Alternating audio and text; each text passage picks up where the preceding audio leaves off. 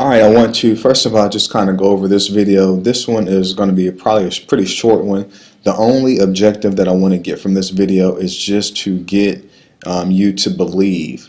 Without first believing that you're going to impact people positively with this program, without you understanding the real problems that are out there in this industry, it's tough to go through the process of learning the systems, the forms, and then how we go about doing everything to impact these families. So the only thing my only objective here is just to get you to understand how big of a problem it is with families not being prepared for college planning. So we're going to keep this small, short, and simple, but I do want to kind of reiterate some of the things that you may know about, but maybe you don't know about them at the degree of what we want to share with you. So we're going to go over the current college market, family concerns, and then some of the things that separate what College Coaching Network does to make us a unique niche in the marketplace. And this is the main reason that my heart is connected towards growing our efforts on a national level, because I know that we can actually impact kids that way. We've done it here in Kansas City, and now I want to take what we've done and spread that out to educate these families. So career guidance, education, scholarships, college selection, college planning, 24/7 support.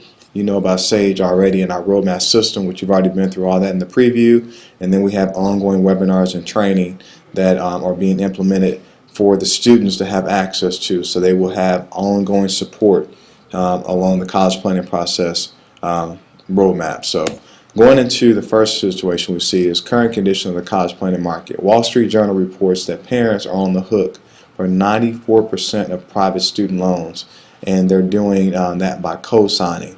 And the problem that we see when parents co-sign for these loans is if their son or daughter or whoever maybe a grandparent that's doing something for their grandchild, if they drop out of college, that student does, that family is still on the hook for up to 94% of the student loans that they take out, because a lot of times they don't qualify for a lot of financial aid, and they don't know that there's other options as far as college leveraging.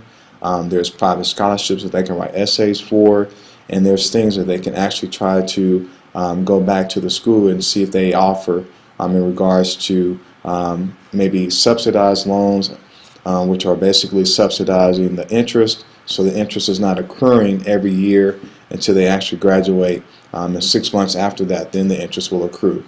Sometimes you can look at the financial aid award letter and see that they gave you a lot of unsubsidized loans, and now you have interest accruing from day one. So these are just a lot of the little things that the families don't know that they should ask when they look at the award letters or when they go through the financial process of the FAFSA reform. The other problem that we see is there's a high dropout rate. 60% of students run out of money every semester, and that's the reason why you see a lot of the students dropping out, because they cannot financially afford to go back. There's no clear game plan on when they're going to college, so they're undeclared or unsure of their major. They have no idea of their career income potential. They don't have any guidance to the industry that they want to be in. They don't know how to research the industry. And then there's no education on the negative impact of student loans. So these are a lot of the things that families just don't have a clue about. And again, when you are connected to us and you can get them embedded or introduced into College Coaching Network at no cost, because you guys are subsidizing that cost and allowing these students to get that ongoing support. Remember, we talked about earlier that the ratios are probably 300 plus to one student to one guidance counselor. Excuse me, 300 students to one guidance counselor. Then that really puts that student in a position where they really can get the detailed support that they need. So going here, I just want to show you a little bit about some of the problems that we see in regards to student loans. And I may get on a tangent here, so I'll try to make sure I back down a little bit. But let's say, for example, we've got $25,000 student loan, and the interest rate on the student loan is 6%. That means they're going to have to pay $277 a month on that loan, and they're going to repay $25,000 back with interest of $33,000 total. If they have a $50,000 student loan when they graduate from college at 6% rate, that's $555 a month, and they're going to pay back $66,000 of debt. $100,000 in student loans, which is not unheard of. At a 6% rate, makes them puts them in a position where they're paying $1,110 a month for $133,000 of repayments.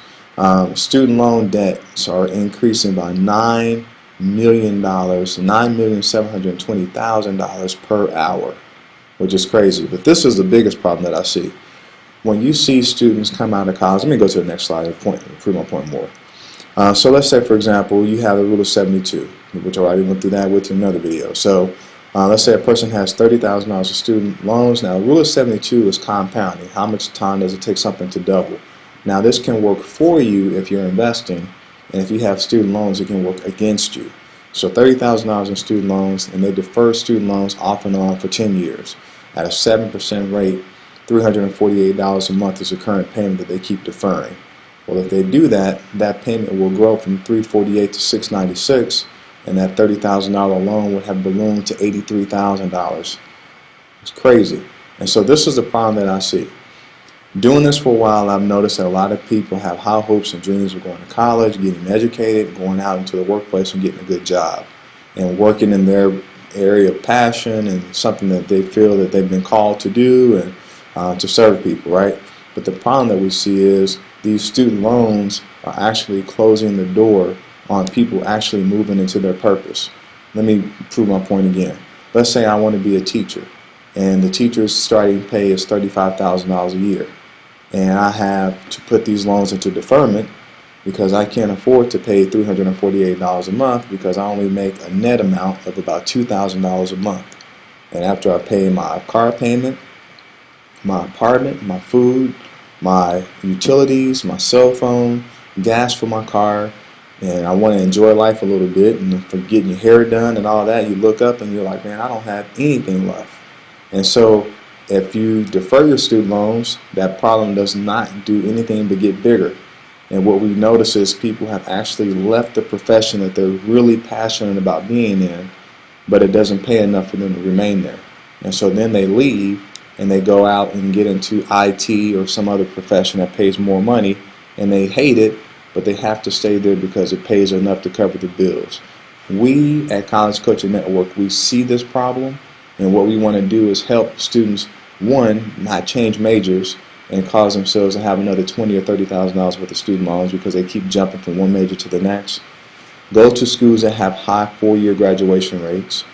Learn how to take out, if you're going to do a loan, try to take out as much in subsidized loans as possible so you don't have interest accruing and causing that student loan debt to go up even more. And then also be in a position to write private essays, to get private scholarships, and then also understanding how to do college leveraging to get more money out of the endowment fund of these schools. So these are a lot of things that all collectively help reduce the overall amount of loans that these students have and put them in a position that they can actually serve in their community in the area that they were called and gifted to serve in. And so this is the reason why I'm passionate about making sure you understand that this is the belief you have to have when you're out there. You have to know that you're bringing them the resources that they normally don't get at the school level that they're at, and you're giving them resources that don't take away from what they're getting from the school, but they add to that overall experience. So I just wanted to make sure I got a chance to point this out. There's some more statistics. 49% of freshmen fail to graduate. They're buried in debt, lack enough income to pay student loans, student loan deferments and late payments, which I just got through showing you, impact people's credit scores and impact your ability to get hired. With bad credit, employers are often nowadays will not hire you because they feel like you may be a risk for garnishments or other situations that could come back and negatively impact you staying there with that company. Like in education on college selection process, choosing schools based upon current relationships. I've seen a lot of people go to a college because a girlfriend or boyfriend goes there. We kind of go through that training College Coaching Network to make sure they make an educated decision, not a emotional decision. Loving the school colors is another reason why we see kids go to college instead of actually looking at the academic curriculum and the graduation rates. And they were easy to get accepted into. I've seen kids where they had a 21 ACT test score and they went to a college where the average ACT test score was 15. And they got accepted and just went with the first offer. No, use your ACT test and your GPA and everything else you have to get more money out of these schools. Some of those schools with low acceptance rates don't have any money in their endowment to offer you to help you. So these are things that we try to, again, teach them. This is what you have to believe when you're out there, that you actually have a solution to these kids and these families' problems. If you have that deep belief in your heart, when you call to set your appointments, which we'll go through that in day 2, as you go through building out your business practice, you'll have that conviction and belief in you, and it will radiate through the phone. People will know that there must be something different, because that passion's coming out of your voice when you communicate with them. ITT Technical Institute had 40,000 students, 40,000 students with student loan debt, and they actually went out of business. It's a problem that they lost their accreditation or what have you, and all those students unfortunately couldn't get their degrees. And so being able to understand that you need to go to ftc.com to research the accreditation of the colleges you're looking to go to, and all that information we train these kids on through College Coaching Network will put you in a position you don't choose a school that's going to go out of business. And so another problem we see is Wall Street Journal states that college is a new threat to retirement. We see that student loan defaults are also impacting Social Security benefits. And what I mean by that is there's a lot of grandparents now that are co-signing for private loans, the Parent Plus loans or what have you, and the students are defaulting, and now there's garnishments that's happening towards people's Social Security. And you cannot file bankruptcy on student loan debt, and so it's going to be something that's going to be forever there, taking from these retirees' Social Security benefits. So we want to make sure that we have a solution. You are a solution to this problem. People want to feel like they have personal guidance. They feel overwhelmed with all this information, and they're looking for systems. You have that. They want a simple action plan. You have that through our software. And then they want a community, which they are connected to College Coaching Network. They're going to be connected to a community. We actually have a private Facebook page that they can actually get invited to, which is a community of other students and people that are in College Coaching Network that can give them ongoing support to answer questions that they may have, or they can just ask questions if they don't want to be in that community through our software, and we'll respond within 48 to 72 hours. So you are definitely a solution to their problems. You have a wonderful service that you can offer to them at no cost, because you're subsidizing that cost by your membership, and now you're being able to put them in a position where they look at you as a person that's there to help and not sell them something.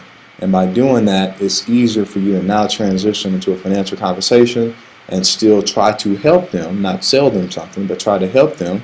If you can't help them, don't sell them anything. Have integrity and have character. If you really feel like you can help them, help them. If you feel like it's better to tell them that it's better for them to stay where they are, tell them the truth. I'll say this in conclusion. I had a man that came into the office. He has money that's in a railroad retirement account, and he's able to take a distribution out of that account. He's kind of going through some financial situations, and he took 2 loans against his 401k. They only allow 2 loans against his 401k. And so what we told him to do was to see if he can take this distribution and have it go into his 401k and pay the loan back. If he can do it that way, then he can take that money out after he pays the loan back as another loan, because those 2 loans have been paid for, and then he can use that money to get through the situation he's dealing with. If that does not work, we told him that it's probably best that he take a distribution for the amount of the loan in cash that he's going to have to pay taxes on to himself, and then the other money would not come to us, but the other money would go to his 401k, so therefore he can take a loan against that money and take that out tax-free, at least without paying taxes at this point, because he's going to have to pay it back through his payroll. But he wouldn't get hit with taxes if it came out as a loan. I don't make any money by giving him that advice, but I don't care. What I care about is keeping my name clean and being able to do what's best for the client. So what I'm saying here is, if you have a heart and you believe that what we're doing is helping families, that will come through your voice. And if you see the opportunity to extend that help with some kind of financial product that's helping them, at the end of the day, you will know it, you can sleep good at night, they will know it, and they will refer you like crazy. So I just wanted to have this first video that just exposed the overall problem that you're a solution to now, and also to get you to believe that what you're doing is really impacting people in a positive way, and just have in the back of your mind that you're here to help and not hurt these families. Let's go to day number 2.